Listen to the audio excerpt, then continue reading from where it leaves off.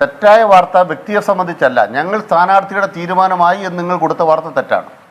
LDFന്റെ സ്ഥാനാർത്ഥിയുടെ തീരുമാനമായിരുന്നില്ല, ആയിട്ടുമില്ല. അതൊരു പോരായ്മ തന്നെയാണ്. നിങ്ങളുടെ പ്രവർത്തകർ ഓൺലൈനിൽ പോസ്റ്റർ അടിച്ചത്, നിങ്ങളുടെ പ്രവർത്തകർ ഓൺലൈനിൽ പ്രചരണം തുടങ്ങിയതൊക്കെ ഞങ്ങൾ മാധ്യമങ്ങൾ പറഞ്ഞതുകൊണ്ട് മാത്രമാണോ? CPM പോലൊരു കേഡർ പ്രസ്ഥാനത്തിന്റെ ചുവരെഴുത്തിന് രീതികളില്ലേ? കൃത്യമായ നിർദ്ദേശങ്ങൾ താഴെത്തട്ടിലേക്ക് എത്തിയതിനു ശേഷമല്ലേ ആ ചുവരെഴുത്തുണ്ടാവുകയുള്ളൂ? കുടിച്ച വെള്ളത്തിൽ വിശ്വസിക്കാൻ പറ്റില്ല. എന്തുകൊണ്ടാണ് സ്ഥാനാർത്ഥി പ്രഖ്യാപനത്തിന് മുൻപ് തന്നെ ചുവരെഴുത്തുമായി പാർട്ടി പ്രവർത്തകർ തെരുവുകളിലേക്ക് ഇറങ്ങിയത്? ശ്രീകുമാർ, ജീവിതം തന്നെ ഒരു വേഷം കെട്ടലല്ലേ ചേട്ടാ? സ്വയം സന്നദ്ധരായി ധാരാളം പ്രവർത്തകർ രംഗത്തിറങ്ങുന്ന ഒരു സമയമാണിത്. അവരത്രയേറെ ആവേശത്തിലാണ്. അങ്ങനെ നിൽക്കുന്ന ആളുകളുടെ ഇടയിൽ മാധ്യമങ്ങളൊരു വാർത്ത നൽകുമ്പോൾ, കൂട്ടായൊരു വാർത്ത നൽകുമ്പോൾ അത് വിശ്വസിച്ച് അവർ രംഗത്തിറങ്ങിയിട്ടുണ്ടാവാം. എന്ത് വിശാലമായ ചിന്താഗതി! ഇത് എങ്ങനെയാണ് ഇങ്ങനെയൊക്കെ പറയാൻ പറഞ്ഞേ? CPMനെ സംബന്ധിച്ചും LDFനെ സംബന്ധിച്ചും സ്ഥാനാർത്ഥിയുടെ പ്രഖ്യാപനം നടത്തിയിട്ടില്ല. നിങ്ങൾ പറഞ്ഞൊരു പേര് CPMോ LDFോ തീരുമാനിച്ചു കഴിഞ്ഞിട്ടില്ല. അതുകൊണ്ട് ഏതെങ്കിലും ഒരു വ്യക്തി ഇപ്പോൾ സ്ഥാനാർത്ഥിയാണെന്നോ അല്ലെന്നോ നമുക്ക് പറയേണ്ട കാര്യമില്ല. ഒന്നും വേറെ ഒരു കഴിവില്ലാന്ന് എനിക്കറിയാം. സ്ഥാനാർത്ഥിയുടെ വ്യക്തത അതിലേക്ക് വരുമ്പോഴാണ് അതിലേക്ക് വ്യക്തമാകുന്നത്. അതിൽ ഞങ്ങൾക്ക് കൺഫ്യൂഷൻ ഉള്ളത് കൊണ്ടല്ല, കൺഫ്യൂഷൻ നിങ്ങൾക്ക് തന്നെയാണ്. കൺഫ്യൂഷൻ ആയല്ലോ. നിങ്ങൾ യഥാർത്ഥത്തിൽ ഇന്നയാൾക്ക് സാധ്യതയുണ്ട് എന്ന് പറഞ്ഞിരുന്നെങ്കിൽ അത് ചിലപ്പോൾ അതുമായി ബന്ധപ്പെട്ട് നിങ്ങളുടെ വാർത്തയുടെ സോഴ്സ് വെച്ചിട്ട് നിങ്ങൾക്കൊരു ഊഹം നടത്തുന്നതിൽ തെറ്റുണ്ടാകുമായിരുന്നില്ല. ഇന്നയാളാണെന്ന് വ്യക്തമാക്കി കഴിഞ്ഞാൽ അത് വെച്ചിട്ട് ചിലപ്പോൾ നിങ്ങളെ വിശ്വസിക്കുന്നവരുണ്ടാവാം. മാധ്യമങ്ങളെ ജനങ്ങൾ തീരെ വിശ്വസിക്കരുത് എന്ന് കാശ്മീർക്ക് അഭിപ്രായം ഉണ്ടാവില്ലല്ലോ. അപ്പൊ അതുകൊണ്ട് തന്നെ അത്തരം മാധ്യമ പ്രചരണത്തിൽ ചിലർ കുടുങ്ങിപ്പോയപ്പോൾ ചിലപ്പോൾ ചുവരെഴുതിയിട്ടുണ്ടാവാം. അടൂർ KS അരുൺകുമാർ അതിന് തൊട്ടു പിന്നാലെ എഴുതിയ ചുവരെഴുത്തുകൾ പലയിടത്തും മായ്ക്കുന്ന കണ്ടു. അഡ്വക്കേറ്റ് KS അരുൺകുമാർ സ്ഥാനാർത്ഥി ആവില്ല എന്ന സൂചനയാണോ അത്? ശ്രീ അരുൺകുമാർ, ഞാൻ നേരിട്ട് ചോദിക്കുകയാണ്. അവനൊന്നും അറിയില്ല. പോരാട്ട വീര്യത്തിൽ ഏറ്റവും മുന്നിൽ നിൽക്കുന്ന ഒരു വ്യക്തി, ഒരു സഖാവ്, പാർട്ടി നേതാവ് സഖാവ് അരുൺകുമാർ, എറണാകുളത്തെ ഹൈക്കോടതിയിലെ ഒരു മികച്ച അഭിഭാഷകൻ, നല്ല വാഗ്മി, യുവജന പ്രസ്ഥാനത്തിന്റെ പുലിക്കുട്ടി, അത്തരം ഒരാള് ഒരു സ്ഥാനാർത്ഥി അല്ല എന്ന് ഞാൻ പറയുമോ? മൊത്തത്തിൽ കുറച്ച് ഓവറല്ലേ നിങ്ങളിപ്പോ ചെയ്യുന്ന ഇതിന്റെ ദ്രോഹം എന്താണെന്ന് അറിയാമോ? കോൺഗ്രസ് ഇവിടെ കാണിച്ച ആഭ്യന്തര ജനാധിപത്യത്തിന്റെ പട്ടട ഒരുക്കിക്കൊണ്ടാണ് അവിടെ നിങ്ങൾ സ്ഥാനാർത്ഥി ഉണ്ടാക്കിയിട്ടുള്ളത്. തൃക്കാക്കരയില് വെറുതെ ഓരോ ഇടാകൂടങ്ങൾ ഉണ്ടാക്കണ്ടോ? കോൺഗ്രസിന്റെ ആഭ്യന്തര ജനാധിപത്യം കുഴിച്ചു മൂടി അതിന്റെ പട്ടടയുടെ മേലെ ദുർഗന്ധമാണ്. കോൺഗ്രസ് എന്ന് പറയുന്ന പാർട്ടിയുടെ ജനാധിപത്യത്തിന്റെ ശവദാഹം നടത്തിയിട്ട് അതിന്റെ മേലെയാണ് തൃക്കാക്കരയിൽ സ്ഥാനാർത്ഥി നിർണയം നടത്തിയത്.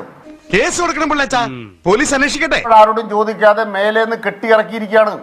ഇത്തവണ കേരളത്തിലെമ്പാടും നടന്ന് ഓൺലൈൻ ആണെങ്കിലും ഒരു കോൺഗ്രസിന്റെ മെമ്പർഷിപ്പ് എടുക്കാൻ പറഞ്ഞപ്പോൾ അതിന് പോലും മെനക്കെടാതിരുന്നൊരു വനിതയെ കൊണ്ടുവന്ന് സ്ഥാനാർത്ഥിയാക്കിയിരിക്കുകയാണ്.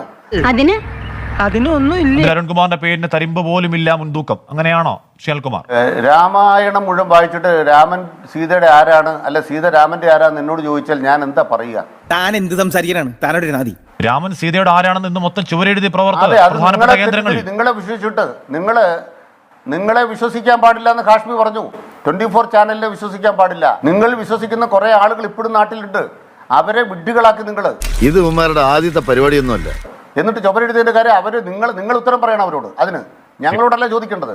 ഒരു കേഡർ പ്രസ്ഥാനമായ CPM ജനാധിപത്യ പ്രക്രിയയിൽ കോൺഗ്രസുകാർ കുഴിച്ചുമൂടിയ ഒരു കേഡർ പ്രസ്ഥാനമായ CPM അങ്ങനെ മാധ്യമങ്ങളുടെ പഴി പറഞ്ഞ് വിലപിക്കാമോ? എന്ത് ചെയ്യാനാടാ, ഞാൻ ഇങ്ങനൊരു ദുരന്തനായി പോയി. കോൺഗ്രസിന്റെ 3 നേതാക്കന്മാർ ഒരു വീട്ടിലേക്ക് അരച്ചു കയറുന്നു. എന്നിട്ട് അവരോട് ഉറപ്പ് കൊടുക്കുന്നു സ്ഥാനാർത്ഥിയാക്കാവുന്നു. മണ്ഡലം കമ്മിറ്റി ചർച്ച ചെയ്യാതെ, DCC ചർച്ച ചെയ്യാതെ, KPCC ചർച്ച ചെയ്യാതെ പെട്ടെന്ന് ഒരു പേര് ഡൽഹിയിലേക്ക് അയക്കുന്നു. നിങ്ങളുടെ ഈ ഉത്തരവാദിത്വക്കുറവാണ് രാഷ്ട്രപതിയുള്ള എന്നെപ്പോലുള്ള പൗരന്മാരുടെ ആവേശം കെടുത്തുന്നത്. ഡൽഹി എന്നത് കാഠ്മണ്ഡുവിലേക്ക് പോകുന്നു. കാഠ്മണ്ഡുവിലെ ഒരാളോടൊപ്പം നൃത്തം ചെയ്തുകൊണ്ടിരിക്കുന്ന കോൺഗ്രസിന്റെ വലിയ നേതാവ് വാട്സാപ്പിലൂടെ അതിന് മറുപടി കൊടുക്കുന്നു. അതാണ് ഹൈക്കമാൻഡ്. അങ്ങനെ കാഠ്മണ്ഡുവിൽ നിശാ ക്ലബിൽ വെച്ച് തീരുമാനിക്കപ്പെട്ടൊരു സ്ഥാനാർത്ഥിത്വമാണത്. നിങ്ങൾ ഇത്രക്കാരാണെന്ന് ഞാൻ വിചാരിച്ചില്ല. അനിൽകുമാറിന്റെ വിഷമം എനിക്ക് മനസ്സിലാവും. അദ്ദേഹത്തിന് പറയാനൊരു സ്ഥാനാർത്ഥി പോലും ഇല്ലല്ലോ. CPM പോലെ പിണറായി വിജയന്റെ ഏകാധിപത്യ ലെനിനിസ്റ്റ് ശൈലിയിലൂടെ, പിണറായിസ്റ്റ് ശൈലിയിലൂടെ പോകുന്നൊരു പാർട്ടിക്ക് ഈ തൃക്കാക്കര തെരഞ്ഞെടുപ്പ് പ്രഖ്യാപിച്ച് ഇത്രയും നേരമായിട്ട് അതൊരു പോരായ്മ തന്നെയാണ്. രാവിലെ ഒരു സ്ഥാനാർത്ഥിയുടെ പേര് പറഞ്ഞു, പാവപ്പെട്ട കുറെ പ്രവർത്തകരെ വെയിൽ കൊണ്ട് ആ ചുവരൊക്കെ എഴുതി. ഇപ്പോൾ അത് കഴിഞ്ഞപ്പോൾ അവരുടെ കമ്മിറ്റികൾ കൂടിയിട്ട് ആ പേരിന് വിജയസാധ്യതയില്ല, അതുകൊണ്ട് വേറൊരു പേര് കൊണ്ടുവരണം. ഇനി ഇവർ പിണറായി വിജയനെ മത്സരിപ്പിച്ചാലും തൃക്കാക്കര ജയിക്കാൻ പറ്റില്ല എന്ന് ഇവർക്കറിയാം. ഇനി കാഠ്മണ്ഡുവിൽ ആരാണെന്ന് എനിക്ക് മനസ്സിലായില്ല.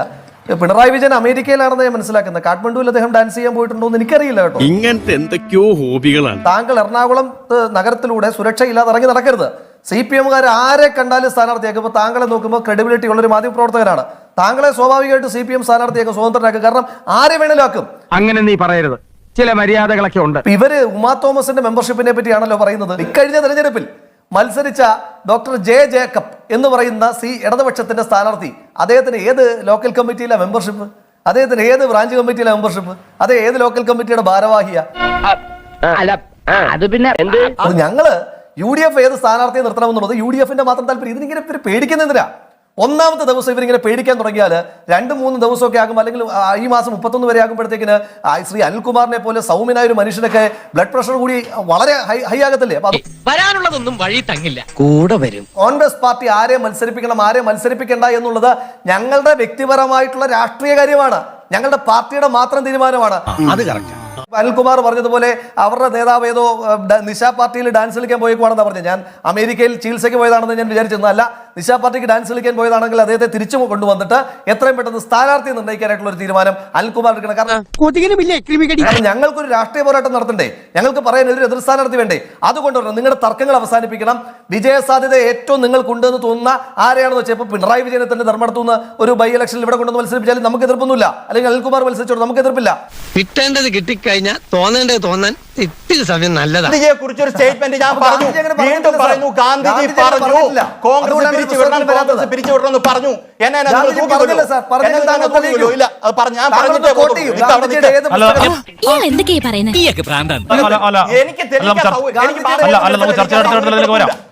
ചർച്ചയുടെ അടുത്ത ഘട്ടത്തിൽ റഫർ ചെയ്ത് പറയും. ഓക്കെ ഓക്കെ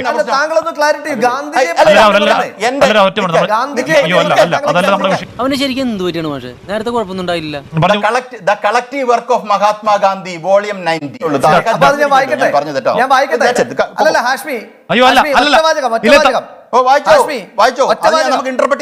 നമുക്ക് ഇന്റർപ്രറ്റ് ചെയ്ത് കളിക്കാം. ഇല്ല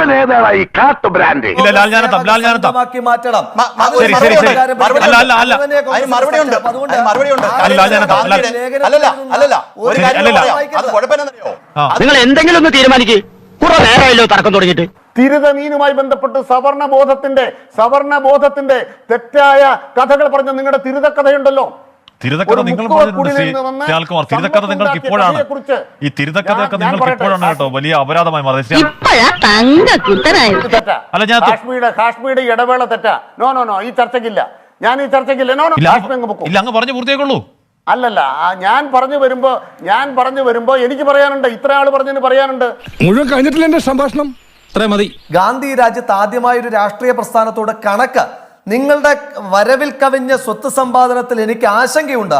അതുകൊണ്ട് നിങ്ങളുടെ കഴിഞ്ഞ വർഷത്തെ വരവ് ചെലവ് കണക്കിനെ ഒന്ന് കാണിക്കുമോ എന്ന് ഗാന്ധി ചോദിച്ച പാർട്ടി CPI ആണ്, കമ്മ്യൂണിസ്റ്റ് പാർട്ടിയാണ്. നിങ്ങൾ ഗാന്ധിയുടെ ക്വിറ്റ് ഇന്ത്യ സമരത്തെ ഒറ്റുകൊടുക്കുവാൻ ബ്രിട്ടീഷുകാരുടെ കയ്യിൽ നിന്ന് അക്കാപ്പിച്ച പണം അക്കാലഘട്ടത്തിൽ വാങ്ങിയ ആളുകളാണ് ലാവലിൻ പാർട്ടിക്കാരായ നിങ്ങൾ ഓരോരുത്തരും. നിങ്ങളുടെ പാർട്ടിയുടെ കൊള്ളരുതായ്മ കാരണം രാജിവെച്ച് പോയി പിന്നീട് RSS-കാരന്റെ പീഡനം സഹിക്കാൻ വയ്യാതെ ആത്മഹത്യ ചെയ്ത രോഹിത് വേമുല അവിടെ മരിക്കുമ്പോൾ രാഹുൽ ഗാന്ധി ആയിരുന്നു സാർ, ഉനാവിൽ രാഹുൽ ഗാന്ധി ആയിരുന്നു സാർ, ഉനയിൽ രാഹുൽ ഗാന്ധി ആയിരുന്നു സാർ, കത്വയിൽ രാഹുൽ ഗാന്ധി ആയിരുന്നു സാർ. അപ്പോഴൊക്കെ നിങ്ങളുടെ സീതാറാം യെച്ചൂരി എന്താ ഗോലിസോട് കുടിക്കാൻ പോയേക്കുമായിരുന്നു? കിട്ടിയാ ഇല്ല, ചോദിച്ചു വാങ്ങിച്ചു. കാഠ്മണ്ഡുവിലെ നിശാ ക്ലബിൽ ഡാൻസ് ചെയ്യാൻ പോയത് ആരാണ് സാർ? എന്റെ അറിവിൽ പിണറായി വിജയൻ, എന്റെ മുഖ്യമന്ത്രി, സംസ്ഥാനത്തിന്റെ മുഖ്യമന്ത്രി അമേരിക്കയിലാണ്, ചികിത്സയ്ക്ക് പോയിരിക്കുകയാണ്. ആ മനുഷ്യനെ പറ്റി താങ്കൾ, ആ പാർട്ടിയുടെ നേതാവായ താങ്കൾ അപഖ്യാതി പറയരുത്. നീ ഇപ്പൊ എനിക്കൊരു കുരിശ, എന്നെ കൊണ്ട് അധികം കാലം ഇത് ചൊമ്പിക്കരുത്. താങ്കളുടെ ഞാൻ അനുവദിക്കുന്നില്ല. താങ്കളുടെ സമയത്ത് പറഞ്ഞാൽ മതി. നികൃഷ്ട ഒരു ബിഷപ്പിനെ നികൃഷ്ട ജീവി എന്ന് പറഞ്ഞിട്ട് കാണുന്ന അൾത്താരകളിലെല്ലാം പോയി കുമ്പിട്ട് നിൽക്കുന്ന പാർട്ടിയുടെ പേര് CPIM എന്നല്ലേ സാർ? സത്യമാണെങ്കിലും എനിക്ക് അംഗീകരിച്ചു കൊടുക്കാൻ പറ്റുമോ? ബോഡി വേസ്റ്റ് ആണ് എന്ന് പറഞ്ഞ പിണറായി വിജയനെ പിന്നീട് നമ്മൾ കാണുന്നത് ഉസ്താദുമാർക്കൊപ്പം അല്ലേ സാർ? ആ നിങ്ങളാണോ ഞങ്ങളെ വിശാലമായ മതേതരത്വം പഠിപ്പിക്കുന്നതാണോ നിങ്ങളുടെ വിഷയം? ഒരു കൈവതം വിവാഹ പാർട്ടി അത്രയേ ഉള്ളൂ. നിശാ ക്യാമ്പായിരുന്നോ? വിവാഹമല്ലേ? ആ കൂടെ നിൽക്കുന്ന വനിതയാരാ?